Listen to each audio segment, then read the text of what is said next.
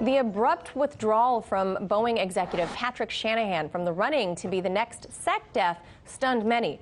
The reason shocked everyone. Within hours, it was announced Mark Esper would step in as acting SecDef and would soon be up for confirmation for the permanent role. We know Esper had been serving as the Army Secretary for the last 2 years. He himself a veteran. He was the VP of Government Relations at Raytheon. He's a very well-known lobbyist here in D.C., as well as a West Point and Harvard grad. So joining us to dig a little deeper, former Pentagon official Mike Maloof. All right, Mike, so this guy's got quite the resume. First, would you say he is qualified to be SecDef? Obviously, filling the shoes of Jim Mattis, that's going to be a tough act to follow. Well, if they can choose Shanahan, who had no experience in the defense industry except be a corporate executive for Boeing, no, he excels in that case. Okay. But he's not a Mattis. He's not a strategic thinker. He's a technocrat. He's checked all the boxes in Washington, from lobbyist to Capitol Hill experience to policy wonk for senators.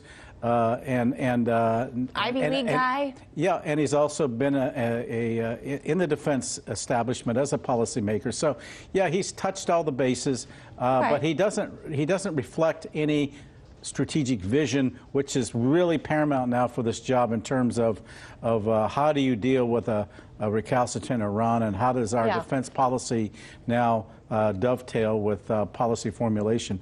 He was in the meeting with Trump, along with Shanahan, in determining whether or not Trump would go ahead and bomb Iran, but he was very, very silent.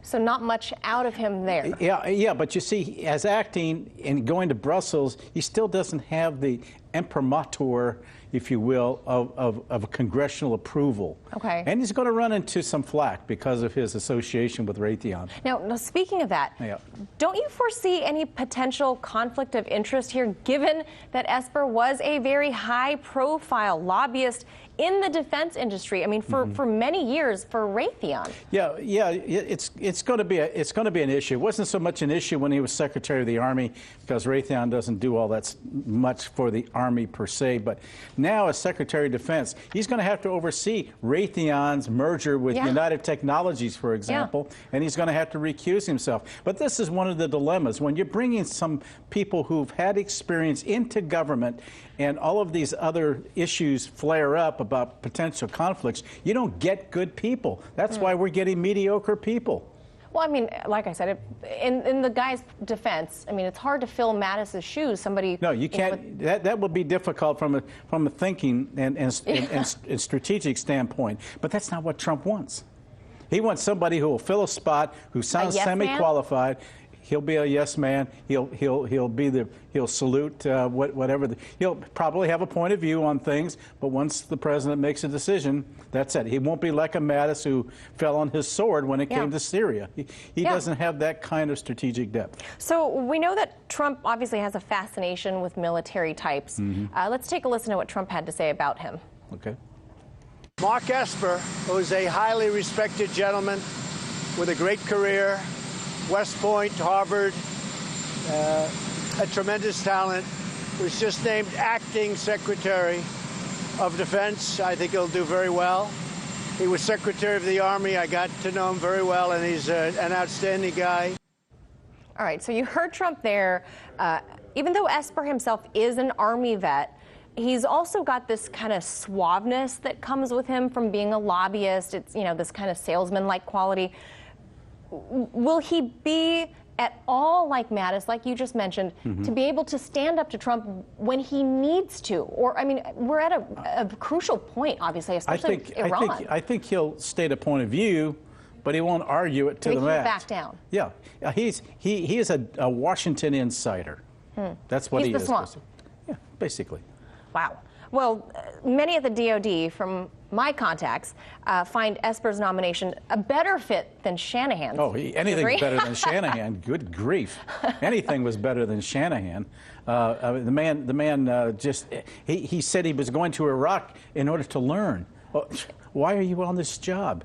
You bring something to the job. How did Trump nominate Shanahan in the first place? He was available, and he needed to fill the slot real fast. He just needed a warm body. Yeah. So Shanahan just kind of fell into that. Yeah, he was the deputy. Well, so did we were we as in the country, are we lucking out that Shanahan had to bow out? And I think so in this case, yeah. At least Esper has some background. He has infantry experience. He has military experience. He has policy experience. Right? Yeah, he knows how the system works.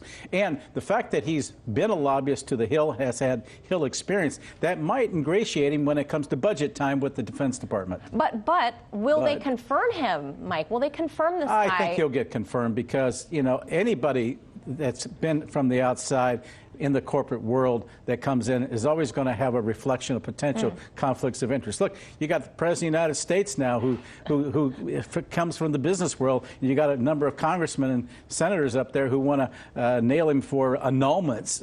What the heck is that? The emoluments clauses. Rather. Yeah, the emolument clause. It's bizarre. But this is why we don't get good people in government, because you know, you want to bring people in with experience who can lend them their expertise to a problem. We're not getting that because of all of these obstacles and potential conflicts. Now, yeah, he can recuse himself when it comes to the decision making with respect to Raytheon, but Raytheon is like number 4.